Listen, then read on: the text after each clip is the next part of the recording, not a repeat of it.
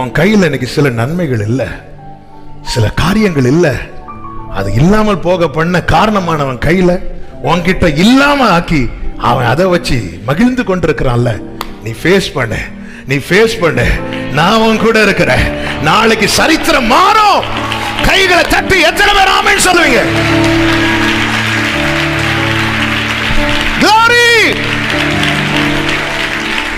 சில அநியாயத்தினாலும் வஞ்சகத்தினாலும் சில சூழ்ச்சியினாலும் உன் கையில் இருக்கிற நன்மையை இல்லாமல் ஆக்கினானே பெலிஸ்தியன்.